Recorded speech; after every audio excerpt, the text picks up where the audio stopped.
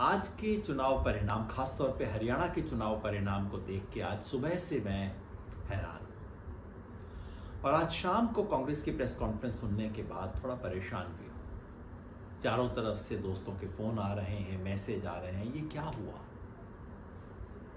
सच बताऊं, मुझे पूरी तरह पता नहीं क्या हुआ।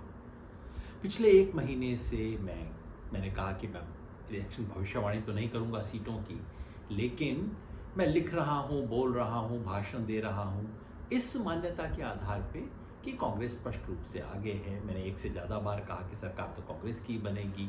अब हवा है, आंधी है, उससे ज़्यादा ये मैं कह नहीं सकता। लेकिन आज जो हुआ वो तो बिल्कुल अलग था। ना हवा, ना आंधी, ना और कुछ, बल्कि बिल्कुल उल्टा। जितने लोगों ने घूम के देखा, उनमें से कोई व्यक्ति ऐसा मुझे अभी तक नहीं मिला जिसने कहा, और बीजेपी का समर्थक भी नहीं मिला जिसने कहा हो कि बीजेपी की मेजॉरिटी आने वाली है। बहस सिर्फ इस पे होती थी कि कांग्रेस कितना आगे रहेगी। पिछले दो बार में, 2014 में, 2019 में बीजेपी को लोकसभा चुनाव में जितने भी वोट मिले हैं, विधानसभा चुनाव में 4 महीने बाद उसके वोट हमेशा गिरे हैं। अपेक्षा थी कि इस बार भी ऐसा होगा। हम ग्राउंड पे घूमे, हमारे कई साथी मिलकर ग्राउंड पे घूमे, देखा, साधारण लोगों से बात की, क्योंकि ऐसा किए बगैर मैं अपना मुंह नहीं खोलता हूँ। साधारण लोगों से बात की और हमारा अनुमान उसके बाद भी ये था कि हाँ, जमीन पे तो यही दिख रहा है कि कांग्रेस आगे है। लोकसभा चुनाव के बाद कांग्रेस अप हुई है, बीजेपी डाउन हुई है, और अगर ऐसा है तो कांग्रेस का मेजॉरिटी में आना स्वाभाविक था।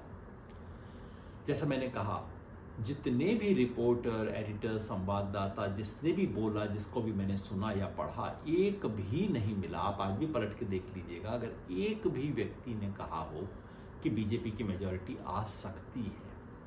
तमाम एग्जिट पोल ने भी यही कहा।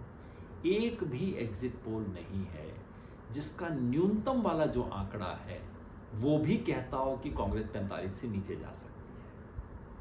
मगर ये सब गलत हो सकते हैं। हम तो गलत हो ही सकते हैं, इंसान है, गलती हो सकती है। एग्जिट पोल तो गलत होते ही हैं, मैंने खुद ही साबित किया कि गलत है।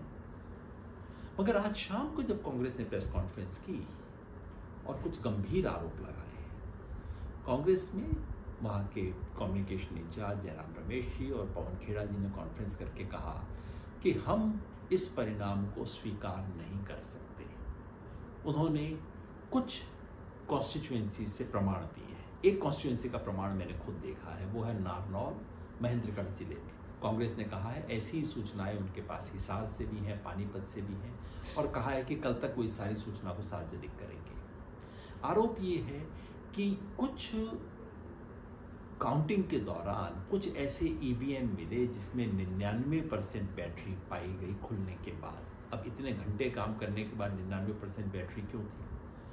और जिन बैटरीज में 99% बैटरी पाई गई, वहां कांग्रेस की परफॉर्मेंस खराब थी अपेक्षाकृत दूसरी कॉन्स्टिट्यूएंसी, दूसरे ईवीएम के, जहां बैटरी कम थी। मतलब अनकहा आरोप ये है कि उन ईवीएम के साथ कुछ खिलवाड़ किया गया है, छेड़खानी की गई है, वोटिंग समाप्त होने के बाद उनसे कुछ किया गया है। अभी गंभीर आरोप है, मैं नहीं कह रहा हूं कि सच है। हमारे पास अभी कोई प्रमाण इतना नहीं है उसको जांच करने का। चुनाव आयोग का जवाब भी मैंने पढ़ा, वो इतना टेक्निकल है कि मैं तो इंजीनियर नहीं हूँ, बैटरी और ये सब मुझे समझ नहीं आता। लेकिन मामला गंभीर है जिसकी जांच होनी चाहिए। तो पहली बात तो मैं कहना चाहता हूँ वो ये कि चुनाव आयोग की जिम्मेवारी बनती है कि इस सब के बारे में देश को आश्वस्त करे। चुनाव फेयर हो, निष्पक्ष हो, और जनता को दिखे कि निष्पक्ष है, दोनों जरूरी है। ये चुनाव आयोग कुछ समय से ऐसे काम नहीं कर रहा है। जनता के सामने पूरी स्थिति साफ करना, लोकसभा चुनाव के अंदर भी जितने वोट पड़े और जितने वोट गिने गए, दोनों में अंतर था। चुनाव आयोग ने आज तक स्पष्ट नहीं किया कि ऐसा क्यों हुआ है। तो चुनाव आयोग से इतना मेरा अनुरोध है, हो सकता है आपकी बात सही हो सकता है अभी से कांग्रेस की बात पे विश्वास न करें, लेकिन चुनाव आयोग जनता के सामने पूरे तथ्य रखे। चुनाव आयोग अपना काम करेगा, लेकिन हम भी अपना काम करें। हम भी सोचें, एक क्षण के लिए मान लें कि जो परिणाम आया है वही है। हैरानी हुई शायद इसलिए कि हो सकता है हम गलत हुए, तो हम सोचें कि क्या गलती हुई होगी, सोचें कि ये परिणाम क्यों आया होगा। क्या भारतीय जनता पार्टी आरएसएस का मुकाबला करने के लिए जितना काम करने की ज़रूरत थी, विचार में, जनता के बीच में, वो सब काम हुआ। आज के परिणाम से किसान आंदोलन का प्रभाव समाप्त नहीं हो जाता। किसान आंदोलन की वजह से ही कांग्रेस मैदान में थी। उतने जो परिणाम हुआ उसके कारण ही कांग्रेस, जो कि 30% पीछे थी 2019 में, वो कांग्रेस मैदान में थी। लेकिन जो कुछ दूसरी चीज़ करनी थी वो क्या हुई? क्या जनता के मन में ये शंका रही कि भाई कांग्रेस आएगी तो इसका मतलब है एक जिले का राज, एक जाति का राज, एक परिवार का राज? क्या इसका समाधान, इस आशंका का निर्मूलन हुआ? क्या चुनाव में उस तरह की चुस्ती हुई जो कि होनी चाहिए थी? कांग्रेस के अलावा जन संगठनों को जितना काम करना चाहिए था, क्या हमने उतना वो काम किया?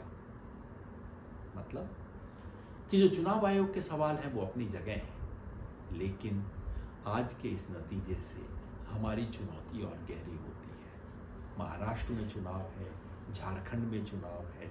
इन सब चुनाव में पहले से भी ज़्यादा और गंभीरता से काम करने की ज़रूरत है, क्योंकि हरियाणा में चुनाव का जो भी कारण रहा हो, जो भी वजह रही हो, अब उसे बीजेपी को वाइट वॉश करने के लिए इस्तेमाल किया जाएगा। ये दिखाया जाएगा कि बीजेपी को कोई धक्का पहुंचा ही नहीं था, ये जो लोकसभा चुनाव में हुआ तो कोई बात ही नहीं थी। अब वापस स्थिति वैसे ही आ गई है और इस सरकार का दमनकारी चरित्र वैसे ही आगे बढ़ेगा। इसलिए अब महाराष्ट्र में और झारखंड में और शिद्दत से काम करने की ज़रूरत है। लोकतंत्र को बचाने के लिए चुनाव आयोग की जिम्मेवारी है, लेकिन हम सब की भी जिम्मेवारी